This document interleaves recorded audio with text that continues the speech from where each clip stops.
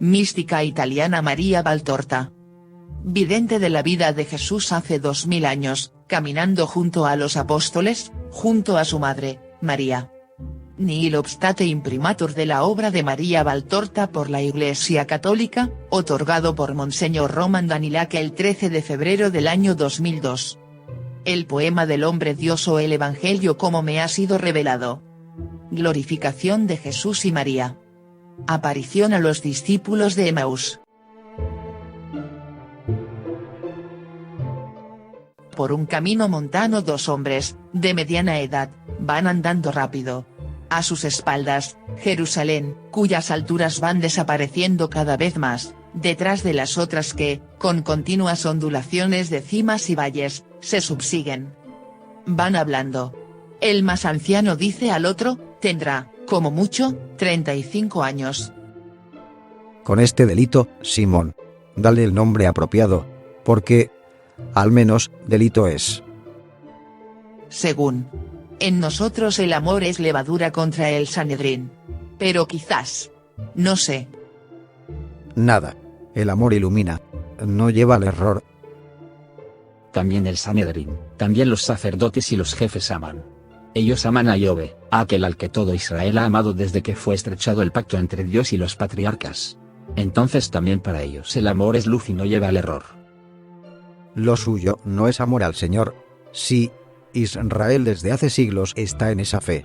Pero, dime, ¿puedes afirmar que sigue siendo una fe lo que os dan los jefes del templo, los fariseos, los escribas, los sacerdotes? Ya ves tú mismo que con el oro sagrado destinado al Señor ya se sabía o, al menos, se sospechaba que esto sucediera. Con ese oro han pagado al traidor y ahora pagan a los soldados que estaban de guardia. A un primero, para que traicionara al Cristo, a los segundos, para que mientan. O, lo que yo no sé, es como la potencia eterna se haya limitado a remover los muros y a rasgar el velo. Te digo que hubiera querido que bajo los escombros hubiera sepultado a los nuevos filisteos. A todos. Cleofás. Te abandonas a la venganza. A la venganza, porque, supongamos que él fuera solo un profeta, es lícito matar a un inocente, porque era inocente. ¿Le has visto alguna vez cometer tan siquiera uno de los delitos de que lo acusaron para matarlo? No, ninguno. Pero sí cometió un error. ¿Cuál, Simón? El de no irradiar poder desde lo alto de su cruz, para confirmar nuestra fe y para castigo de los incrédulos sacrílegos, hubiera debido aceptar el desafío y bajar de la cruz. Ha hecho más todavía, ha resucitado. Será verdad, resucitado, como, con el espíritu solamente o con el espíritu y la carne. El espíritu es eterno. No necesita resucitar. Exclama Cleofás. Eso también lo sé yo. Lo que quería decir es que si ha resucitado solo con su naturaleza de Dios, superior a cualquier asechanza humana. Porque en estos días el hombre ha atentado contra su espíritu con el terror. ¿Has oído lo que ha dicho Marcos? ¿Cómo? En el Getsemaní, donde Jesús iba a orar apoyado en una piedra, está todo lleno de sangre. Y Juan, que ha hablado con Marcos, le ha dicho, no dejes que pisen este lugar, porque es sangre sudada por el hombre Dios. Si sudó sangre antes de la tortura, sin duda debió sentir terror ante ella. Pobre maestro nuestro. Guardan silencio afligidos. Jesús se llega a ellos, y pregunta. ¿De qué hablabais? En el silencio, oía a intervalos vuestras palabras. ¿A quién han matado? Es un Jesús celado tras la apariencia modesta de un pobre viandante apremiado por la prisa. Ellos no lo reconocen. ¿Eres de otros lugares? ¿No te has detenido en Jerusalén? Tu túnica empolvada y las sandalias tan deterioradas nos parecen las de un incansable peregrino. Los oí. Vengo de muy lejos. Entonces estarás cansado. ¿Y vas lejos? Muy lejos, aún más lejos que de donde vengo. Debo adquirir un sinnúmero de rebaños para el mayor de los señores. Debo ir por todo el mundo para elegir ovejas y corderos. Descender incluso a los rebaños agrestes, los cuales, una vez domesticados, serán incluso mejores que los que ahora no son salvajes. Difícil trabajo. ¿Y has proseguido sin detenerte en Jerusalén? ¿Por qué lo preguntáis? Porque pareces el único que ignora lo que en ella ha sucedido en estos días. ¿Qué ha sucedido? Vienes de lejos y por eso quizás no lo sabes. Sin embargo, tu acento es galileo. Por tanto, aunque estés a las órdenes de un rey extranjero o seas hijo de galileos expatriados, sabrás, si eres circunciso, que hacía 3 años que en nuestra patria había surgido un gran profeta de nombre Jesús de Nazaret, poderoso en obras y palabras ante Dios y ante los hombres, que predicaba por toda la nación. Y decía que era el Mesías. Las suyas eran realmente palabras y obras de Hijo de Dios, que es lo que decía ser. Pero es solo de Hijo de Dios. Todo cielo. Ahora sabes por qué. Pero, ¿eres circunciso? Soy primogénito y estoy consagrado al Señor. ¿Entonces conoces nuestra religión? Ni una sílaba de ella ignoro. Conozco los preceptos y los usos. La Lasia, el Midrash y la Agada me son conocidos como los elementos del aire, el agua, el fuego y la luz, que son los primeros a que tienden la inteligencia, el instinto, la necesidad del hombre, ya al poco de nacer del seno materno.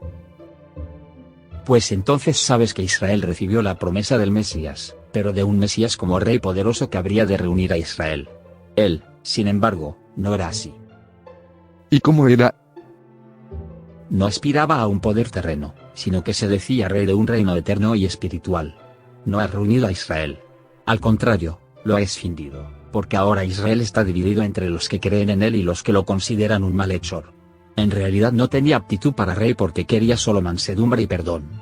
¿Cómo subyugar y vencer con estas armas? ¿Y entonces? Pues entonces, los jefes de los sacerdotes y los ancianos de Israel lo han apresado y lo han juzgado reo de muerte, acusándolo. Esto es verdad, de culpas no verdaderas. Su culpa era ser demasiado bueno y demasiado severo. ¿Cómo podía ser las dos cosas al mismo tiempo? Podía porque era demasiado severo en decir las verdades a los jefes de Israel, y demasiado bueno en no obrar contra ellos milagros muerte, fulminando a esos injustos enemigos suyos. Severo como el Bautista era. Bueno, no sabría decirte. Reprendía duramente a escribas y fariseos, especialmente al final, y amenazaba a los del templo como personas asignadas por la ira de Dios. Pero luego, si uno era pecador y se arrepentía y él veía en su corazón verdadero arrepentimiento, porque el nazareno leía en los corazones mejor que un escriba en el texto, entonces era más dulce que una madre. Y Roma ha permitido que fuera ejecutado un inocente. Lo condenó Pilatos, pero no quería y lo llamaba justo, pero le amenazaron con denunciarlo ante César, y tuvo miedo. En definitiva, fue condenado a la cruz y en ella murió. Y esto, junto con el temor a los miembros del Sanedrín, nos ha deprimido mucho. Porque yo soy Clofe, hijo de Clofe, y este es Simón, ambos de Emaús y parientes, porque yo soy el marido de su primera hija, y éramos discípulos del profeta. ¿Y ahora ya no lo sois? Esperábamos que fuera él el que liberaría a Israel, y también que con un prodigio confirmara sus palabras, pero... ¿Qué palabras había dicho? Te lo hemos dicho. He venido al reino de David. Soy el rey pacífico y así otras cosas. Decía, he venido al reino, pero luego no nos dio el reino. Decía, al tercer día resucitaré. Hoy es el tercer día después de su muerte. Es más, ya se ha cumplido porque ella ha pasado la hora 9 y no ha resucitado. Algunas mujeres y algunos soldados que estaban de guardia dicen que sí, que ha resucitado.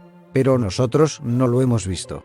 Ahora los soldados dicen que han dicho eso para justificar el robo del cadáver llevado a cabo por los discípulos del Nazareno. Pero los discípulos, todos nosotros lo hemos abandonado por miedo mientras vivía. Está claro que ahora que ha muerto no hemos robado su cuerpo. ¿Y las mujeres? ¿Quién cree en ellas? Nosotros íbamos hablando de esto. Y queríamos saber si él se refería a resucitar solo con el espíritu de nuevo divino, o si también con la carne. Las mujeres dicen que los ángeles, porque dicen que han visto ángeles después del terremoto, y puede ser porque ya el viernes aparecieron los justos fuera de los sepulcros. Dicen que los ángeles dijeron que él estaba como uno que no hubiera muerto nunca. Y, en efecto, Así les pareció verlo a las mujeres. Pero 2 de nosotros, 2 jefes, fueron al sepulcro, y, si bien lo han visto vacío, como las mujeres han dicho, a él no lo han visto, ni allí ni en otro lugar. Y sentimos una gran desolación porque ya no sabemos qué pensar. Qué necios y duros sois para comprender. Qué lentos para creer en las palabras de los profetas. ¿Acaso no estaba dicho esto? El error de Israel está en haber interpretado mal la realeza de Cristo. Por esto no han creído en él, por esto le temieron, por esto ahora vosotros dudáis. Arriba, abajo, en el templo y en las aldeas, en todas partes, se pensaba en un rey según la humana naturaleza. La reconstrucción del reino de Israel, en el pensamiento de Dios, no estaba limitada ni en el tiempo ni en el espacio ni en cuanto al medio, como lo estaba en vosotros, no en el tiempo. Ninguna realeza, ni siquiera la más poderosa, es eterna. Tened presente a los poderosos faraones que oprimieron a los hebreos en tiempos de Moisés. Cuántas dinastías acabadas. Y de ellas no quedan sino momias sin alma en el fondo de hipogeos ocultos. Y queda un recuerdo, si es que queda, de su poder de 1 hora, menos de 1 hora, si medimos sus siglos en relación al tiempo eterno. Este reino es eterno. En el espacio estaba escrito, Reino de Israel. Porque de Israel ha venido el tronco de la raza humana. Porque en Israel está, voy a decirlo así, la semilla de Dios. Y, por tanto, diciendo Israel, se quería decir, el reino de los creados por Dios. Pero la realeza del rey Mesías no está limitada al pequeño espacio de Palestina, sino que se extiende de septentrión a meridión, de oriente a occidente, allá donde haya un ser que en la carne tenga un espíritu, o sea, allá donde haya un hombre. ¿Cómo habría podido uno solo centrar en sí a todos los pueblos enemigos entre sí, y hacer de todos ellos un único reino sin hacer correr a ríos la sangre, y sin tener a todos subyugados con crueles opresiones de soldados? ¿Cómo, entonces, hubiera podido ser el rey pacífico de que hablan los profetas? En cuanto al medio, el medio humano, lo he dicho, es la opresión. El medio sobrehumano es el amor. El primero es siempre limitado, porque los pueblos verdaderamente se alzan contra el opresor. El segundo es ilimitado porque el amor es amado, o vejado si no es amado. Pero, siendo una cosa espiritual, no puede nunca ser agredido directamente. Y Dios, el infinito, quiere medios que sean como Él. Quiere aquello que no es finito porque es eterno, el espíritu. Lo que es del espíritu, lo que lleva al espíritu. El error ha sido el haber concebido en la mente una idea mesiánica equivocada en cuanto a los medios y en cuanto a la forma. ¿Cuál es la realeza más alta? La de Dios. No es verdad. Ahora bien, así es llamado y esto es el Mesías, el admirable, el Emanuel, el santo, el germen sublime, el fuerte, el Padre del siglo futuro, el príncipe de la paz, el que es Dios como aquel de quien viene, no tendrá una realeza semejante a la de aquel que lo engendró. Sí, la tendrá. Una realeza del todo espiritual y del todo eterna, invulnerable a robos y a sangre, una realeza que no conoce traiciones ni vejaciones, su regiedumbre. Esa que la bondad eterna concede también a los pobres seres humanos, para dar honor y gozo a su verbo. Pero no dijo, ¿acaso, David, que este rey poderoso tiene bajo sus pies todo como escabel? ¿No narra Isaías toda su pasión? ¿No numera David, se podría decir, incluso las torturas? ¿Y no está escrito que Él es el Salvador y Redentor, que con su holocausto salvará al hombre pecador? ¿Y no está precisado, y Jonás es signo de ello, que durante 3 días iba a ser deglutido por el vientre insaciable de la tierra, y que luego sería expelido como el profeta por la ballena? Y no dijo él, el templo mío, o sea, mi cuerpo, al 3er día después de haber sido destruido, será reconstruido por mí, o sea, por Dios. ¿Y qué pensabais? ¿Que por magia él iba a poner de nuevo en pie los muros del templo? No. No los muros. Él mismo. Y solo Dios podía resucitarse a sí mismo. Él ha reedificado el templo verdadero, su cuerpo de cordero inmolado, como fue la orden y la profecía que recibió Moisés para preparar el paso de la muerte a la vida, de la esclavitud a la libertad, de los hombres hijos de Dios y esclavos de Satanás. ¿Cómo ha resucitado? Os preguntáis. Respondo, ha resucitado con su verdadera carne, con su divino espíritu dentro de ella, de la misma forma que en toda carne mortal está el alma, morando regiamente en el corazón. Así ha resucitado, después de haber padecido todo para expiar todo y hacer reparación de la ofensa primigenia y de las infinitas que cada día lleva a cabo la humanidad. Ha resucitado como estaba dicho bajo el velo de las profecías. Venido en su tiempo, os recuerdo a Daniel, en su tiempo fue inmolado. Y, oíd y recordad, en el tiempo predicho después de su muerte, la ciudad de Isida será destruida. Os aconsejo que leáis con el alma, no con la mente soberbia, a los profetas, desde el principio del libro hasta las palabras del Verbo inmolado. Recordad al precursor que lo señalaba como cordero. Traed a vuestra memoria cuál fue el destino del simbólico cordero mosaico. Por esa sangre fueron salvados los primogénitos de Israel. Por esta sangre serán salvados los primogénitos de Dios, o sea, aquellos que con la buena voluntad se hayan consagrado al Señor. Recordad y comprended el mesiánico salmo de David y el mesiánico profeta Isaías. Recordad a Daniel, traed a vuestra memoria, pero alzando esta del fango hacia el azul celeste, todas las palabras sobre la realeza del Santo de Dios, y comprended que otra señal más exacta no se os podía dar. Más fuerte que esta victoria sobre la muerte, que esta resurrección obrada por sí mismo. Recordad que castigar desde lo alto de la cruz a quienes en ella lo habían puesto hubiera sido disconforme a su misericordia y a su misión. Todavía él era el Salvador, a pesar de ser el crucificado escarnecido y clavado a un patíbulo. Crucificados los miembros, pero libre la voluntad y el espíritu. Y con la voluntad y el espíritu quiso seguir esperando, para dar a los pecadores tiempo para creer y para invocar, no con grito blasfemo, sino con gemido de contrición, su sangre. Ahora ha resucitado. Todo ha cumplido.